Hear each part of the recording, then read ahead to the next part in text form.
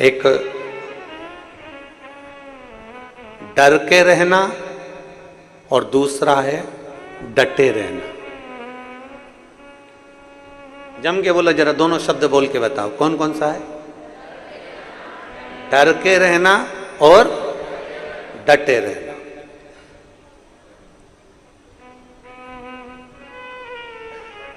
अब कोई तुमसे कह रहा है हट रहा है कुर्सी से,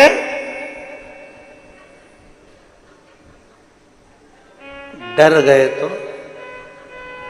बोलो बोलो, जम के बोलो, डर गए तो? अब वो कह रहा हट रहा है kuर्सी से, अब तुम डटे हो, नहीं हट, नहीं हट, नहीं हट रहा, नहीं। दो शब्द हैं, एक डर कर रहना और दूसरा डटे रहना। डर कर कभी अपनी जिंदगी को मत जियो कि मुझसे ये नहीं होगा, मैं इंजीनियर नहीं बन पाऊंगा, मैं डॉक्टर नहीं बन पाऊंगा, मैं सीए नहीं बन पाऊंगा, मैं कमिश्नर नहीं बन पाऊंगा, मैं कलेक्टर नहीं बन पाऊंगा, मैं आईएएस ऑफिसर नहीं बन पाऊंगा, मेरी दुकान नहीं चल पाएगी, मेरी दुकान ऐसी रह जाएगी, मैं कभी मकान नहीं बना पाऊंगा, मैं कभी गाड़ी नहीं ले पाऊंगा, मैं कभी ये नहीं कर पाऊंगा। ये डर की जिंदगी है तुम्हारी जो तुम जीना चाह रहे हो। पर शिव पुराण कहती है डर में जीवन नहीं है, डटे रहने में जीवन है, कि डटे रहोगे तो एक दिन उन्नति पर पहुंच जाओ। डटे रहो। किसी ने आंख दिखा दी, कोई ने कह दिया जा तेरे पिताजी के घर में, यहां रहने की जरूरत नहीं है, नहीं तो सोच लेना हाथ पैर तोड़ दूं तेरे, यहां नहीं रहेगी, अपने बाप के घर चले जा। और वो दम से कह दे मेरे पिताजी ने मेरा कन्यादान करके मुझे यहाँ भेज दिया है, अब चाहे कुछ भी हो जाए मैं तो यहीं रहूंगी, कोई मुझे हिला के बता दे। बस इतना शब्द तुम्हारा निकल गया, इतने में तो आधे तो वैसे ही डर गए कि डट गई है, तो डरी नहीं है।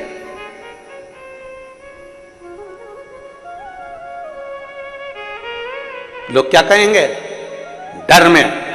डर में सबसे बड़ा शब्द रहता है लोग क्या कहेंगे। अरे डर में शब्द होगा लोग क्या कहेंगे, पर डटे रहने में कोई संबोधन नहीं है। डटे रहने में यह है कि कितना निठल्ला हो गया, कितना वैसा हो गया, अरे कितना एकदम कठोर हो गया, डटा हुआ है, हट ही नहीं रहा, हटने कोई तैयार नहीं है। डर में जिंदगी नहीं जीना। आप किसी ने आपको डरा दिया कि बेलपत्री मत खाओ, किसी ने कह दिया शहद मत लगाओ, किसी ने कह दिया ये मत करो, किसी ने कह दिया वो मत करो, किसी ने कह दिया, हम डर गए, हमारे भीतर डर उत्पन्न हो गया। किसी ने कह दिया 16 सोमवार के व्रत अभी मत लेना, तो उसने कह दिया शिवरात्रि अभी मत करना, तो किसी ने कह दिया पशुपतिनाथ मत करना। तुम्हें डराया जा रहा है।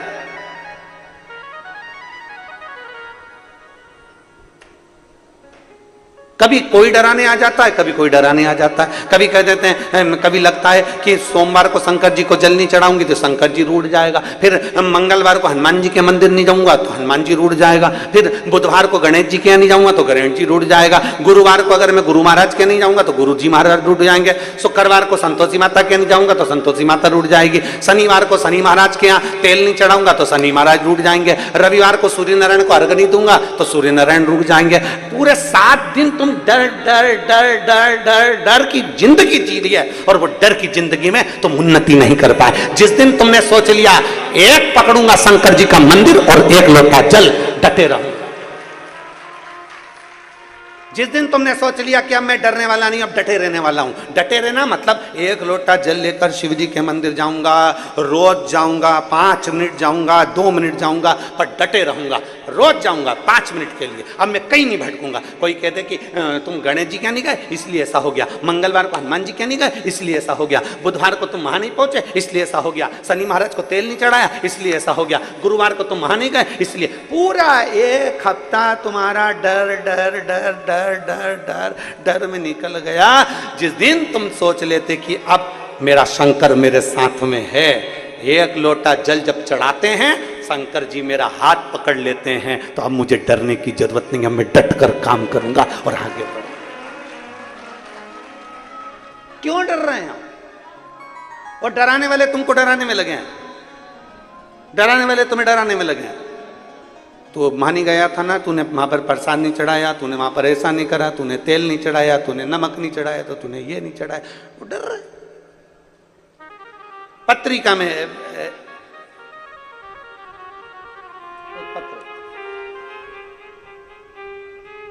सारी समस्या का हल, एक लोटा जल, जितनी का।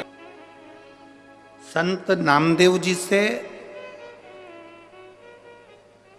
गुरु नानक देव जी कह रहे हैं कि सच्चा गुरु, सच्चा संत 3 चीजों से दूर रहता है। पहले नंबर पर बोलो, जम के बोलो जरा, नमस्कार। दुनिया के लोगों को नमस्कार बड़ा पसंद है, और केवल दुनिया के लोगों को नहीं, भगवान शंकर के ससुर को भी नमस्कार पसंद था, दक्ष प्रजापति को। शंकर जी बैठे थे, भोले भाले बैठे थे, सभा लगी थी, दक्ष प्रजापति आए, शंकर जी नहीं देख पाए। कोई जरूरी है कि तुम्हारे सारे दामाद इंजीनियर और डॉक्टर हो? कोई कोई दामाद भोला भाला भी होता है, सरल सहज। एक व्यक्ति से डॉक्टर साहब ने कहा कि देखो तुम्हारे को शुगर बहुत है, शुगर की जांच करते रिया करो रोज हो। वो व्यक्ति बेचारा रोज रात्रि को उठता, किचन में जाता, रसोई घर में शक्कर का डब्बा खोलता, वापिस बंद कर देता। एक दिन उसकी बीवी ने पूछा, तुम रात्रि को कहां चले जाते हो उठ उठ के? कहां गए थे? ये बार बार किचन में क्यों जाते हो, रसोई घर में, और शक्कर का डब्बा खोल के जाते हो? क्या देखते हो वहां जाके? डॉक्टर ने कहा था शुगर चेक करते रिया करो, इसलिए मैं चेक करता हूं। क्या चेक करते हो? है कि नहीं है? पत्नी ने माथा ठोका। डॉक्टर ने कहा था तुम्हारी शुगर चेक करो तुम्हारी, और तुम डब्बे की शुगर चेक कर रहा है। तो ऐसा नहीं है, कोई कोई भोला होता है, एकदम भोला सहज भोला भोला व्यक्ति। एक बहुत भोला व्यक्ति था, अपनी पत्नी के साथ गार्डन में घूम रहा था। गार्डन में घूमते घूमते सामने से कुत्ता आ गया। पति घबरा गया, मेरी पत्नी को काट खाएगा, ये कुत्ता मुझे काट खाए चल जाए पर मेरी पत्नी को नहीं काटने दूंगा। पति ने सोचा अगर पत्नी को काट गया तो इसको इंजेक्शन लगेंगे, बच्चों का टिफिन कौन बनाएगा, स्कूल कौन भेजेगा, तैयारी कौन करेगा, मेरे टिफिन कौन बनाएगा, सास ससुर की सेवा कौन करेगा। इसलिए पति ने सोचा कि कुत्ता मुझे खा जाए चल जाएगा। कुत्ता और आगे आया, पति घबरा के थोड़ा सा पीछे हटा तो पत्नी भी पीछे हटी।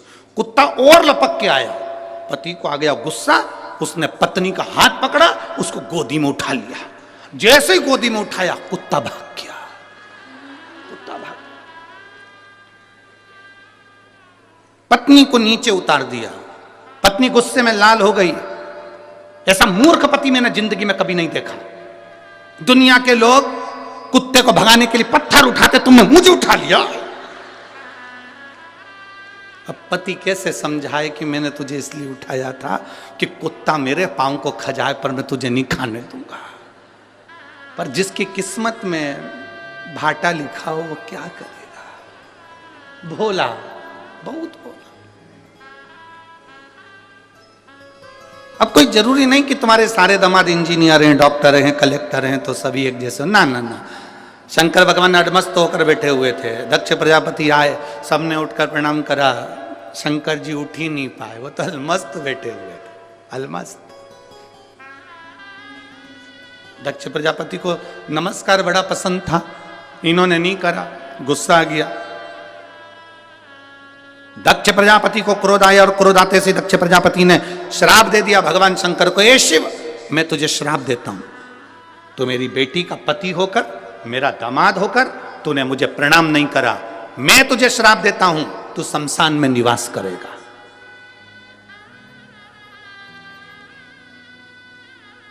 मेरा श्राप है तुझे, तू शमशान में निवास करेगा। शंकर भगवान जैसे सुने शमशान में निवास, शिव जी डमरू बजाकर नाचने लगे। भगवान विष्णु पास में बैठे थे, उन्होंने कहा तुम्हें आशीर्वाद नहीं मिला, श्राप मिला। शमशान में रहोगे आज से, तुम्हारे ससुर ने श्राप दिया। शंकर जी बोले मेरे ससुर जैसा दुनिया में कोई ससुर नहीं हो सकता। कितनी लंबी सोचता है, उसको मालूम है दामाद बिल्कुल सीधा साधा है, और कहीं प्लाट देता और मैं मकान बना लेता तो कोई कब्जा कर लेता, शमशान में कौन बनाएगा। इसलिए मेरे ससुर ने मुझे प्लाट भी शमशान में दिया, ऐसी जगह जहां कोई कब्जा नहीं कर सकता। भगवान विष्णु ने माथा ठोका, भोलेनाथ तुम सही में भोलेनाथ हो। श्राप मिलने के बाद भी खुश। किसी किसी को नमस्कार प्रिय है। गुरु नानक देव जी ने नामदेव जी से कहा कि संत के 3